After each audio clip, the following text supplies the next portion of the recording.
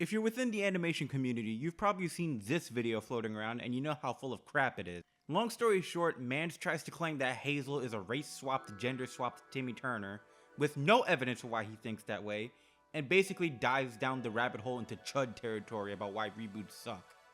You know the types, the kind of people who get mad whenever something stars someone with a little bit of melanin or a vagina, but that's not what I'm here to talk about. I've got buddies who are doing much better videos about that than I ever could. But I'll tell you what I can do, expose him as a basic bitch TMNT fan. For someone who built an entire section of their channel dedicating it to Teenage Mutant Ninja Turtles, it's become super apparent that this dude is not only closed-minded as fuck, being one of those guys who says, I don't like Rise because Raph is the leader. But it becomes really goddamn obvious that this dude grew up watching TMNT 2003, because based on how he talks, that's where the Turtles peak. So we're gonna look at his video where he ranked every TMNT animated movie. Spoiler alert, of course he ranks Turtles Forever #1. But I'm really only concerned with the bottom 2 movies that he ranked, because it really does feel like there's a lack of understanding in how these versions are meant to operate. Also, I would say it's a coincidence that the bottom 2 ranked are the ones where April is black, but I'm pretty sure he knew what he was doing. So ranked at the bottom is The Rise of the TMNT movie. Again, he's that kind of fan. Turtle traditionalist, you can call him. The type that are resistant to the Turtles having any other dynamics than the ones that they saw growing up. Leo is the leader, Raph is the muscle, Mikey is the jokester, Donnie is the brains, and there must be no room for change. What a lot of people like this guy fail to understand is that not every iteration is going to follow the same dynamics. They have to change things up here and there to keep things interesting. Otherwise, we're gonna get the same schlock regurgitated to us every few years. Okay, let's get down to it. What doesn't he like about the Rise movie? Well, for one, he thinks Leo has been flanderized.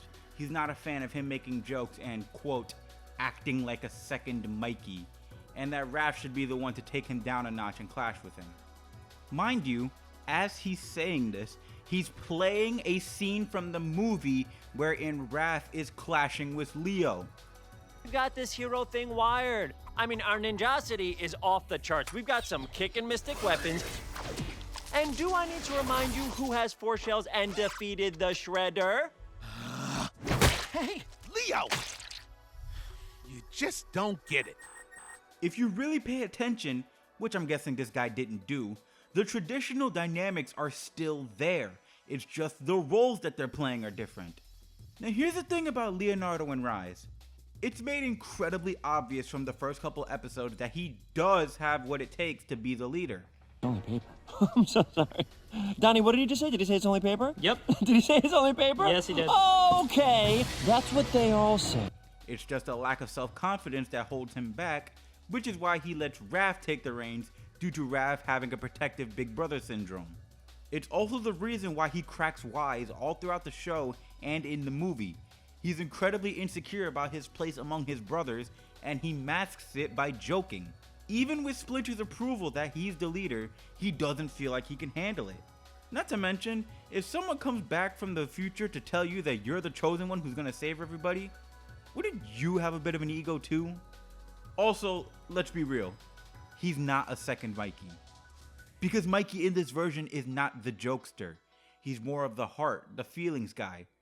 I mean, who else is going to be Dr. Delicate Touch? He also brings up the idea that none of the characters act and talk like themselves, saying stuff like April makes jokes about Splinter and he takes it, or that Raph takes orders from Leo. Forget that this is something that happens in other iterations too. What a coincidence! I'm researching a story on rats. I think every one of them should be chased out of town.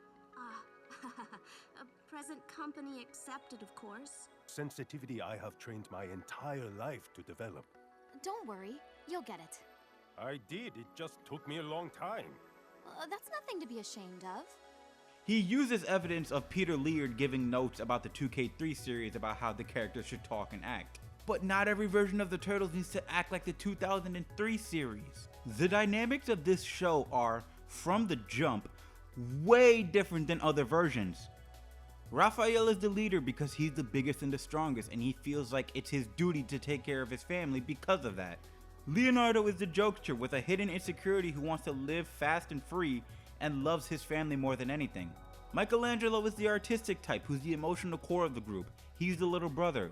He's the most naive and trusting of the gang. Donatello is the autistic tech whiz who has a base understanding of how feelings work and turns to technology because it's easier to understand and improve compared to people.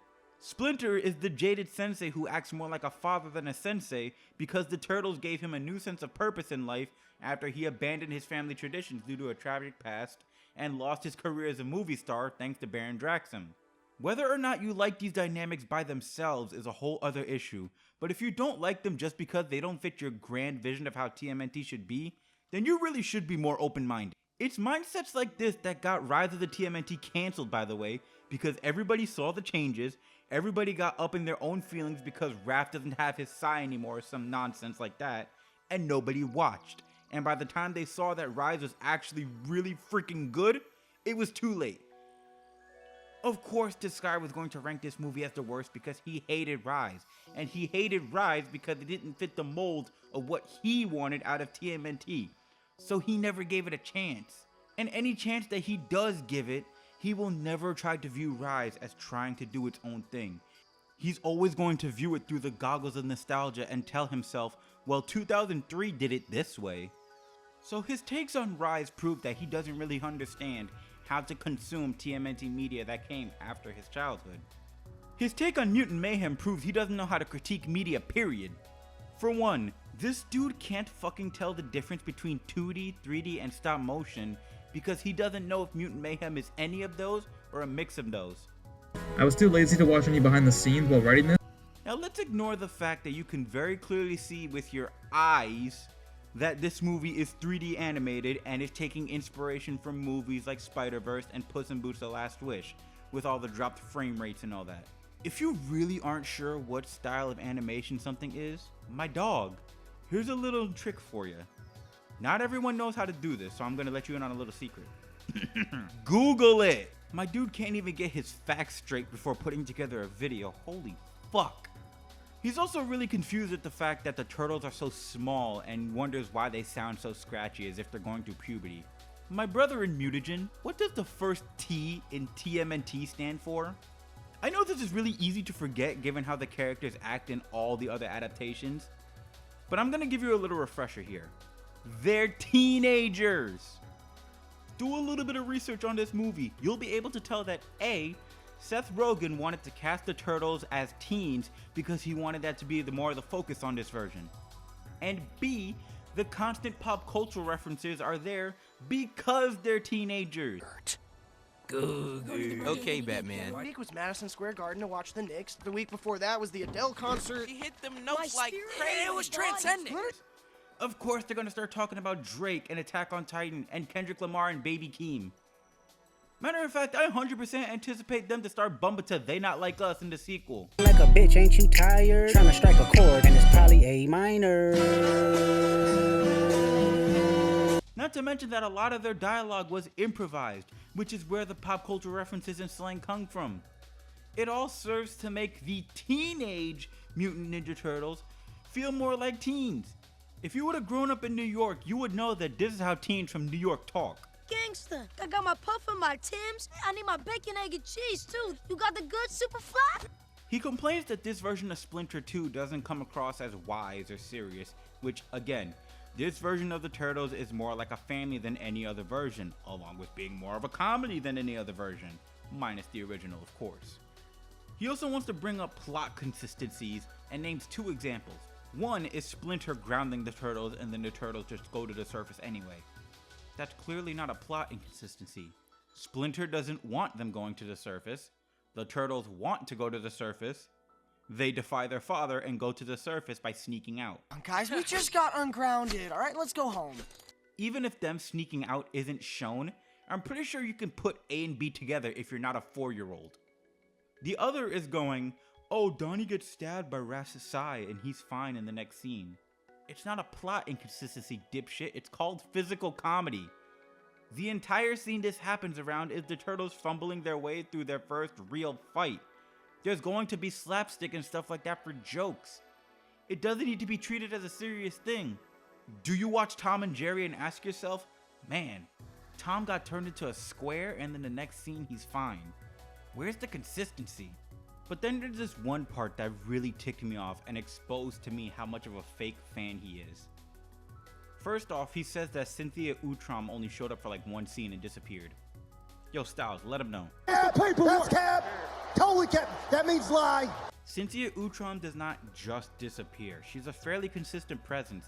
She's a secondary antagonist behind Superfly. She has the turtles kidnapped and milked. She raided Baxter Stockman's apartment. She's the one that summons the Shredder in the post-credit scene. But the thing that ticks me off is him going, there's this lady that's like Bishop and her name is Utrom for some reason. Character reminds me of Bishop from the 03 series, and her last name is actually Utrom for some reason. And she just Chinga tu madre, the fuck you mean for some reason? Aren't you the big 2003 fanboy? Didn't you interview the creator of TMNT 2003 on your channel?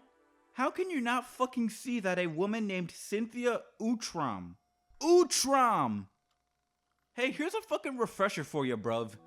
The Utrom are the brain belly aliens that show up every now and then in TMNT and are usually the ones responsible for the ooze that mutates the main characters. The fuck you mean for some reason? How can you not see that this is either A, an homage to a classic set of characters given Cynthia's role in the movie causing the ooze to spread and mutate Splinter into turtles, or B, and this is the most likely one for me, it's some type of foreshadowing that Cynthia is some version of Krang. I mean, she's a scientist, she works with the mutagen, she's about to work with the Shredder, her color scheme matches the one on Krang's power suit. I just don't understand how you can make so many videos about TMNT and act like you're as big of a fan as you are, and yet not recognize one of the most important things in the franchise. In the version of TMNT that you love so much, Shredder was an Utrom. So this word should be easily recognizable for you, and yet you go, for some reason. Not to mention the fact that this clearly isn't Bishop, since the real Bishop in this universe shows up in the Paramount Plus cartoon. Oi, I'm probably coming across as a Mr. Enter type with this video. But listen, hear me out on this. I'm very passionate about the Ninja Turtles. And I also hate it when people want to get mad at stuff and then pretend it's because they're really big fans, when you know for a fact that otherwise they would not give a fuck. Now I totally understand that you can have your idealized version of a set of characters, that there's a version that you think is perfect and fits all the roles perfectly. I'm gonna be honest, the closest thing to perfect for me would be the Rise Turtles. But the utter rejection of anything that challenges the norms of the franchise is not only dumb, it's damaging. If you only want to see things done in a certain way without any sort of major status quo changes whatsoever, you're giving executives leeway to basically give you the same thing every time, but with a few minor tweaks here and there. It's like getting served gruel every single day, but then every month or so the orphanage will add a tiny bit of whatever spice they have lying around. Same old stories, but with a few small changes here and there. Rise and Mutant Mayhem sought to change all that by switching the dynamics around, by changing the stories and the origins, by putting a more emphasis on things that this franchise, in its 40 years of running, hasn't done outside of comic book runs like The Last Ronin. As fans, we shouldn't be craving for things to stay exactly the same. We should be embracing change. Honestly, TMNT as a brand is so ridiculous in its inception and flexible in its execution. You don't have to take notes from any other adaptation. All you really need to do it well is to follow the one mission statement. A mutated rat named Master Splinter raises 4 mutant turtles as his son in the sewers of New York using the art of ninjutsu. Leonardo is blue, Raphael is red, Michelangelo is orange, Donatello is purple. April O'Neil is always the first human to make contact with them, and their greatest enemy will always be Oroku Saki, the Shredder. That's it.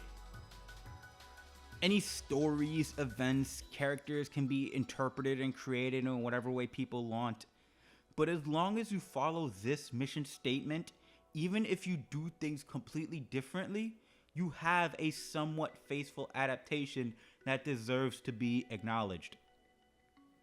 If you can't handle the turtles acting more like teenagers than normal, or Splinter being goofier than normal, or God forbid April O'Neil being black, If these changes bother you, and you can only consume the franchise in one type of way, I'm sorry, but you're a fake fucking fan.